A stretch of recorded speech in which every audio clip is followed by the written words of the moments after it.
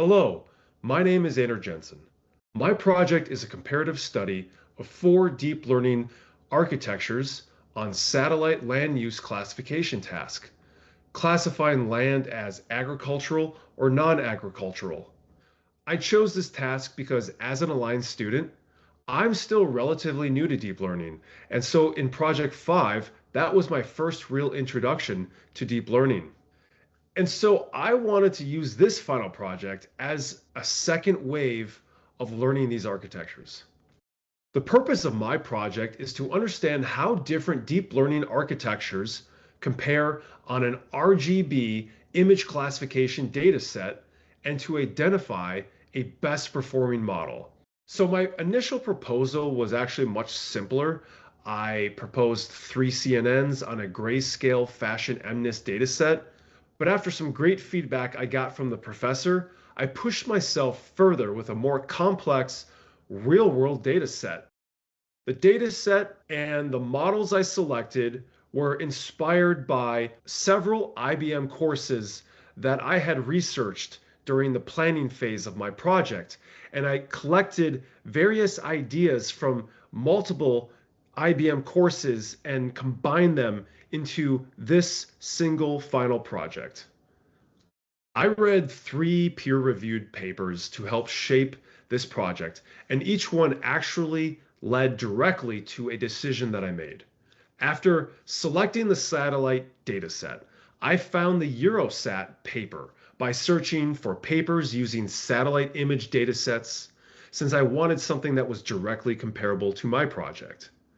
This paper reports an accuracy benchmark with CNNs, which I'll reference later in my own results.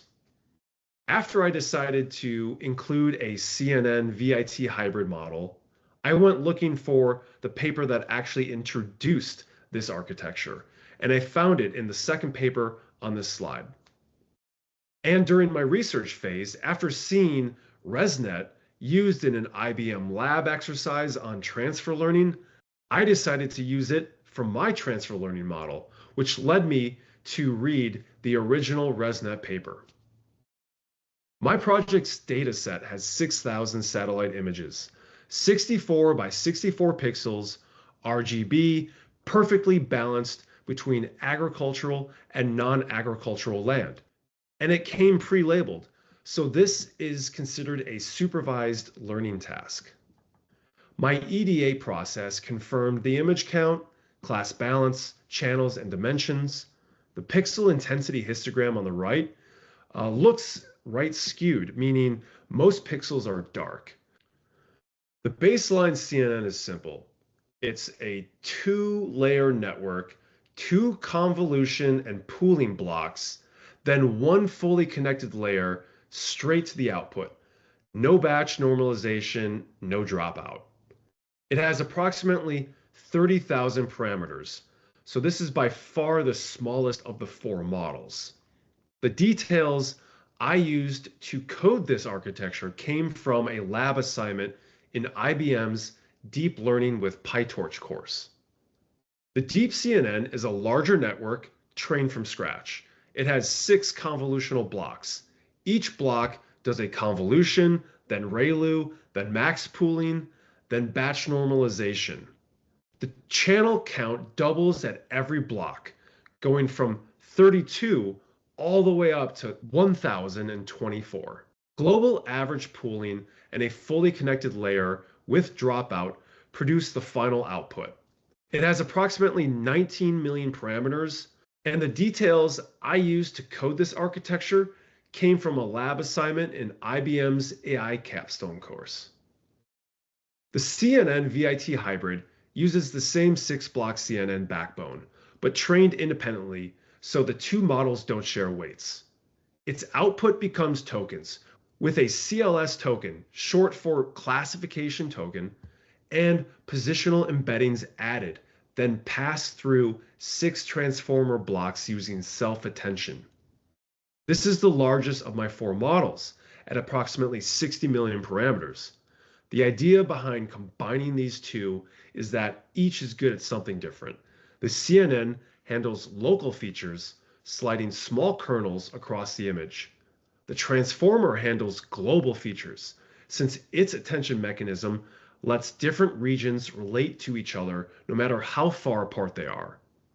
And these details also came from IBM's AI capstone course. My transfer learning model uses ResNet 18, loaded with its default ImageNet pre-trained weights. Every original layer is frozen. Only a brand new final layer is actually trained. Since ResNet 18 expects a specific input size, I resize the images from 64 by 64 up to 24 by 24 to match.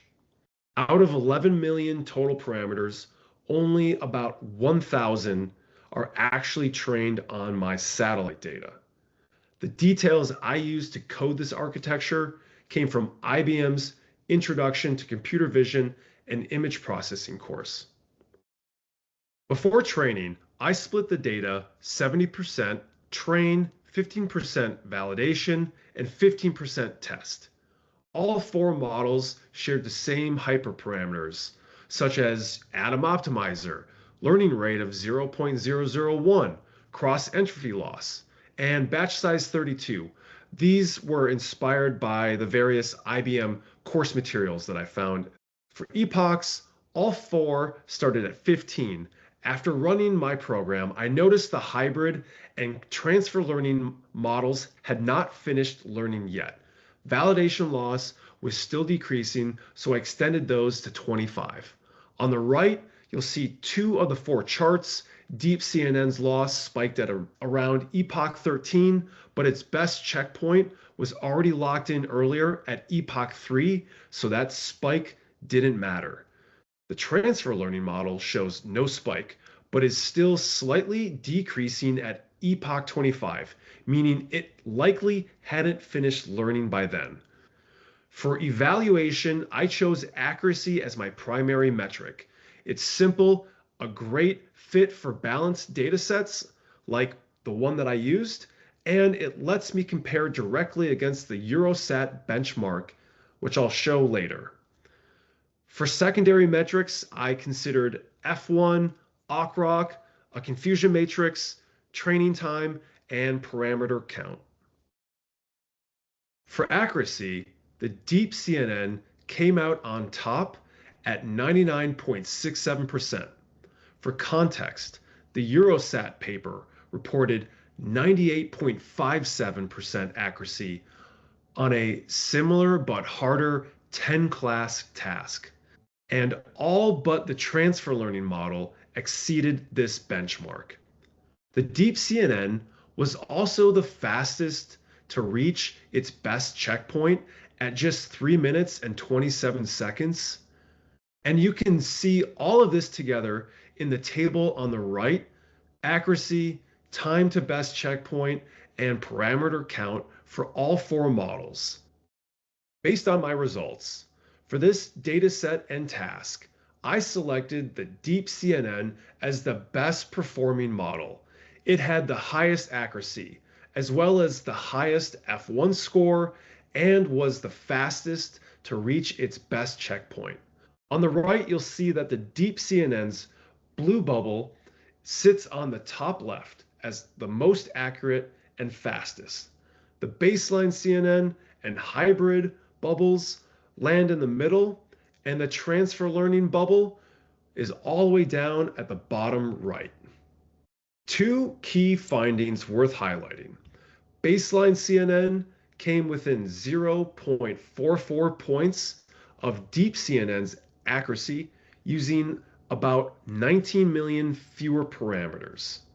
And transfer learning was the only model below the Eurosat benchmark, likely because ImageNet features transfer less effectively to satellite imagery, and because its 224 by 224 input was just an unsampled version of the same 64 by 64 tile with no new detail added.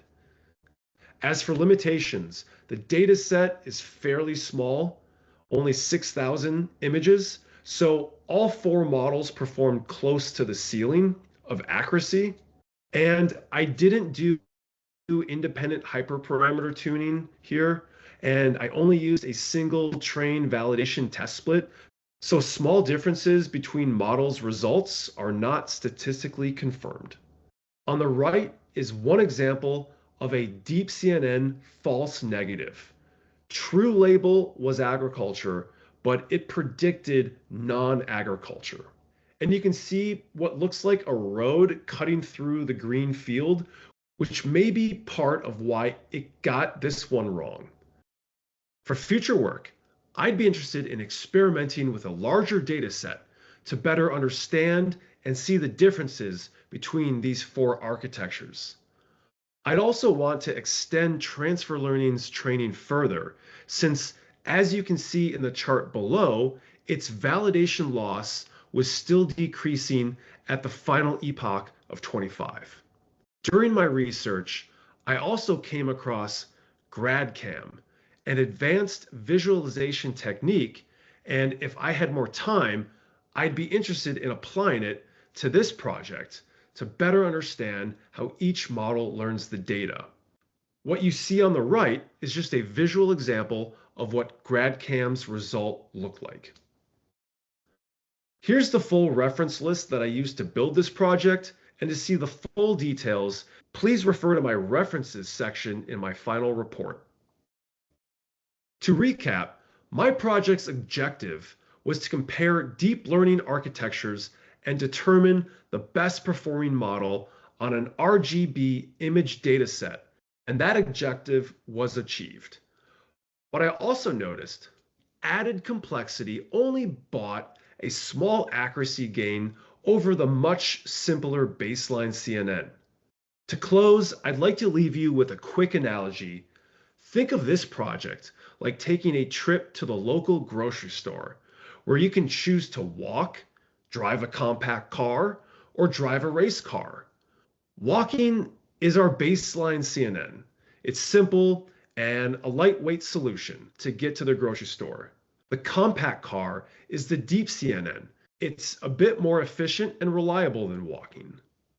The race car represents our CNN VIT hybrid or ResNet transfer learning models, packed with engine power and complex machinery. So for a quick trip to the grocery store, walking or taking the compact car gets you there just fine without high maintenance. But if you need to compete in a professional Formula One race, like when dealing with a much larger, higher dimensional data set, the race car's extra power becomes essential. For this specific grocery store errand, though, the compact car I chose as the winner. Over the last few weeks, I'm glad I got to spend this time learning more about deep learning and seeing the pros and cons of each model firsthand.